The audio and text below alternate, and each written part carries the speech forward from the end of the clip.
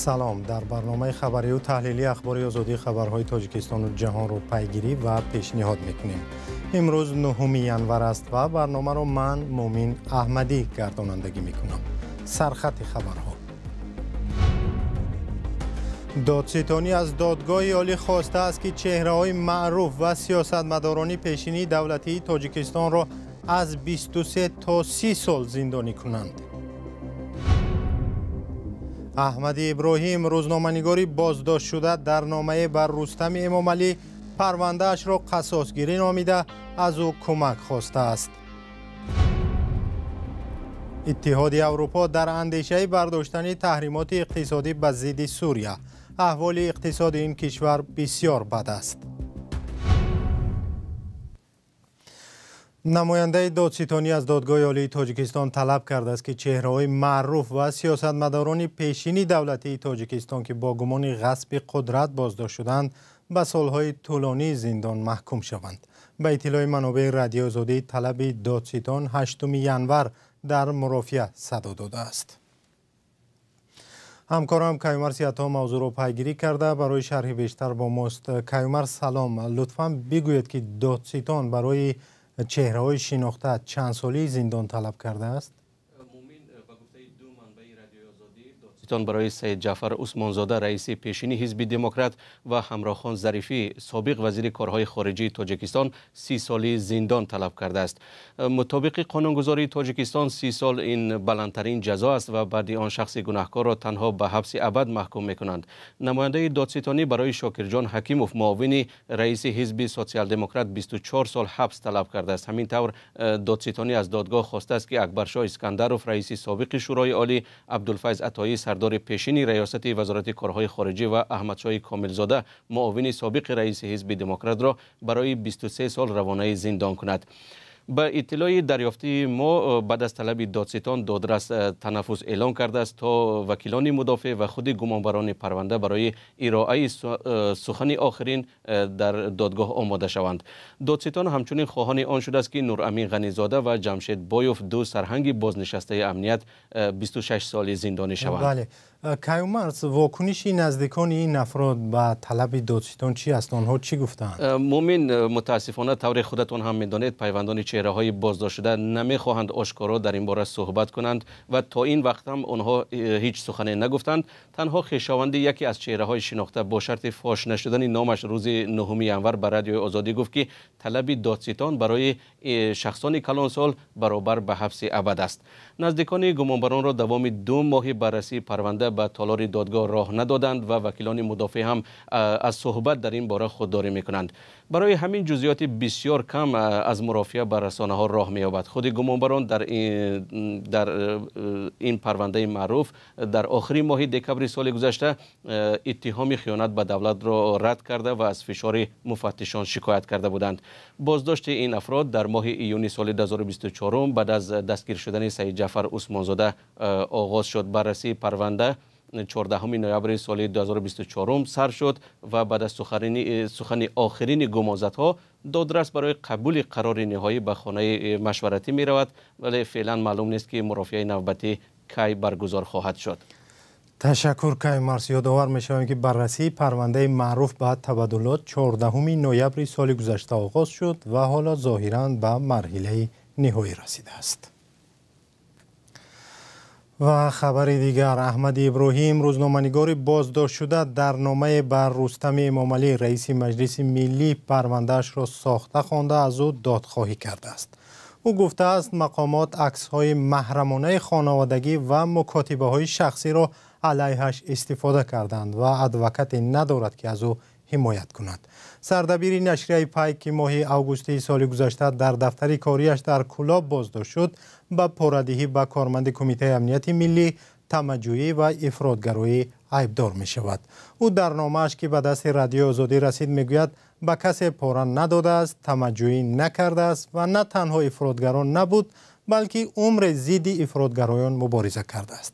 در تاجیکستان که دادگاه‌ها مستقل نیستند، متهمان به جنایت اکثرا برای دادخواهی از رستم امامعلی و امامعلی رحمان دادخواهی میکنند، ولی معلوم نیست که نامه‌ها تا کجا به دست آنها میرسند.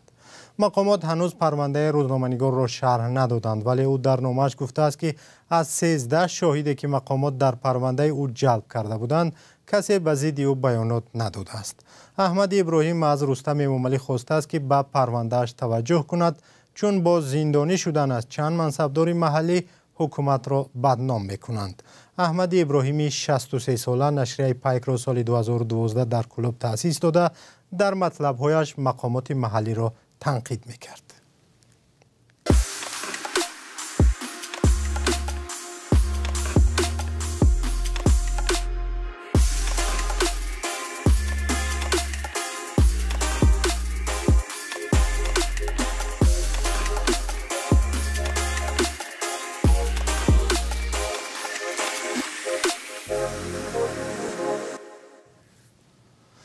در این بخش برنامه گزارشی از سرنوشت 2 نفر داریم که به امید روزی به جستجوی طلا به موضع شوکناوی خوالینگ رفته، ولی یکی فوتیده و دیگری در بیمارخانه بستری است. مقامات گفتند که آنها از دود انگشت زهرآلود شدند. در کانی شوکناو در ناحیه خوالینگ ختلان دهها شرکت و هزاران نفر به جستجوی طلا مشغولند. همکارم محمود جان رحمتزاده گزارش می‌دهد. در کارخانه استخراج طلای نقش در ناحیه خوالینگ 2 نفر زهرآلود شده اند. یکی فوتیده، دیگر در بیمارستان بستری شده است. حادثه شب 5 ینور اتفاق افتاده است. قربانی مهراج‌الدین اکابیروفی 27 ساله است. یک منبع از مقامات ملیسا در ناحیه خوالینگ روز 9 ینور در صحبت به رادیو آزادی گفت که این هر دو شبانه در بخاری انگیز سوختند که ظاهراً دود آن خارج شده سبب فاجعه شده است. همان کارخانه ها برای کارگرانشان بودکه اتاقهای خرد آورده اند. درون آنها بخاری دارد و با انگشت گرم میکنند. شب پیش از خواب انگشت میاندازند و از دود زهرآلود شده اند. یک نفر فوتیده است و دیگرش زهرآلود شده است. صبح کارگران دیگر آمده از حادثه خبردار شده رهبریتشان را خبر میکنند. گفت منبع. مهراج‌الدین اکابیروف زاده جماعت سریچشمه ناحیه شمس‌الدین شاهین بوده، با خانواده‌اش در دهه شاهنبری شهری حصار زندگی می‌کردند. با گفته منبع بعد آگاهی هر دو زهرآلود شده را به بیمارستان ناحیه خوالینگ می‌برند. بعد تشخیص مهراج‌الدین را برای دفن به زادگاهش برده اند و همراه نجات یافته‌اش در بیمارستان مانده است. در شفاخانه ناحیه خوالینگ در صحبت کوتاه گفتند که نفر زهرآلود شده از بیمارستان رخصت شده است. در جماعت شوکناوی ناحیه خوالینگ یکی از کان‌های بزرگ طلا در تاجیکستان جایگیر است. ساکنان برای کار از منطقه‌های گوناگون به این کارخانه‌ها می‌آیند. اما سالی نیست که خبری مرگ ساکنان در این منطقه طلاخیز رسانه‌ای نشود. بیشتر وقت مقامات سبب مرگ ساکنان در شوکناو را رعایت نکردن قاعده‌های امنیت عنوان می‌کنند. اما با وجود این صدها ساکن خوالینگ و ولایت ختلان جان خود را در خطر مانده به این موضع می‌آیند و طلا می‌جویند و با کاری خطرناک و سنگین اما پردرآمد عروبه زندگیشان را می‌چرخانند. با گذشت یک ماه سقوط حکومت بشار اسد در سوریه، وزیر امور خارجه فرانسه گفت اتحادیه اروپا در پی برداشتن بعضی تحریم‌ها به ضد سوریه است. هدف از این کمک در برقراری اقتصادی است که در عهد حکمرانی خانواده اسد بیمار و ضعیف شده است.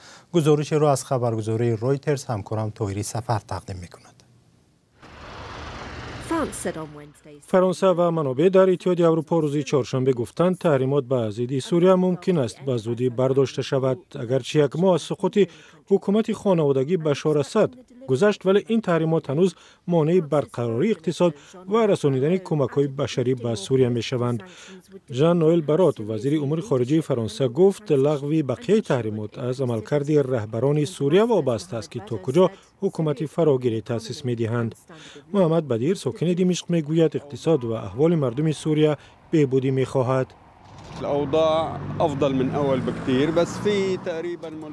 وضعیت نظر به گذشته بسیار بهتر است، ولی بعضی ملاحظات هست. پیش از همه تمام مردم خسته شدند. من به تمام قرارهای نو احترام میگذارم و به آنهایی که جدا کار میکنند. من به همه چی احترام قائلم، ولی مشکل این است که مردم خستند و درآمدشان کم است. الاشخاص اللي عم تشتغل بجدیه. پروازهای بین المللی به دمشق پایتخت سوریه روز 8 دکبر از سر گرفته شد. بار اول پس از سرنگون شدن بشار اسد به دست آشوبگران. باسم حریری 10 سال باز در وطنش نبوده است. من یک افسر پلیسی دیگر اندیشم. سال 2012 سوریه را ترک کرده دیگر برنگشتم. خوشحالیم را تصویر کردن نمیتوانم. باید معجزه میشد که من از طریق فرودگاه دمشق برمیگشتم و این معجزه شد. زندگی به این محله شهر دمشق پس از سالها به حالت عادی برگشت. آینده سوریه ولی ناروشن است. نیروی برق به سختی تامین می شود و بسیاری از محله ها روزانه فقط 3 یا 4 ساعت نیروی برق دارند. وزیر اقتصادی حکومت موقت روز دوشنبه گفت که تحریمات نمیگذارد سوریه برای خرید مواد سوخت، گندم و دیگر مواد ضروری قرارداد ببندد. دیپلمات‌های اروپایی با شرط ذکر نشدن نامشان گفتند وزیران خارجه کشورهای اتحاد اروپا آخر ماه ژانویه درباره برداشتن بعضی تحریمات به ضد سوریه گفتگو می‌کنند. با گفته دو دیپلمات، هدف برداشتن مانع‌ها برای بازگرداندن پل‌های سوریه، آسان کردن پرواز هواپیماها و کاهش تحریمات ساحه انرژی است تا تأمینات با نیروی برق بهتر شود. حکومت امریکا روز دوشنبه تحریمات برای معاملات مالی با سوریه را برای 6 ماه به اعتبار کرد.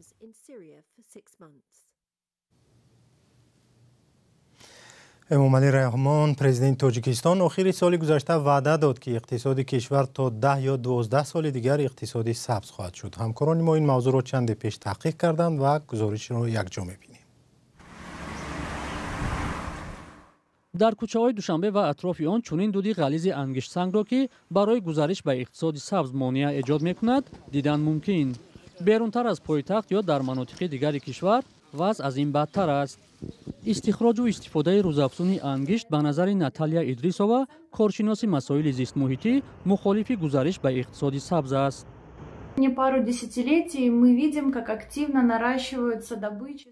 چند ده ساله اخیر ما شاهدی افزایش فعال در تولید کثیف‌ترین منبع انرژی انگشت هستیم. کارخانه‌های انگشت سنگ تا رفت بیشتر ساخته می‌شوند که در اصل ما را از مفهوم اقتصادی سبز از تأسیس جای‌های نوی کاری دورتر می‌برد و ما وقتی گرانبها را از دست می‌دهیم. البته ما به سرمایه‌گذاری‌های چین وابسته ایم و آنها به طور فعال تولیدات کثیف خود را به کشورهای آسیای مرکزی صادر می‌کنند.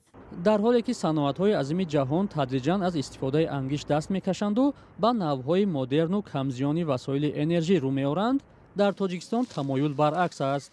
استخراج این سوزشواری به بیشتر از 2 میلیون تن رسیده است که در سال 2023 تنها 7% آن به خارج صادر شده، باقی در داخل کشور استفاده شده است. تنها طلبات مرکز برق و گرمایدهی دوی دوشنبه به انگشت حدود 1 میلیون تن است. ده‌ها کارخانه دیگر استحصالی نیز فراوان از این نمود سوزشواری آلوده کننده محیط زیست استفاده می‌برند. در انستیتوت اقتصاد و دموگرافی اکادمیای علوم گفتند تاجیکستان عهده‌دار شده است که با نظرداشت گزارش به اقتصاد سبز استخراج و استفاده انگشت را کم کند، ولی دست یافتن به چنین کار در سالهای نزدیک آسان نخواهد بود، زیرا فعلا انگشت یکی از منابع اساسی است. То, что касается угля, да, будет постепенный переход, поэтому стратегия.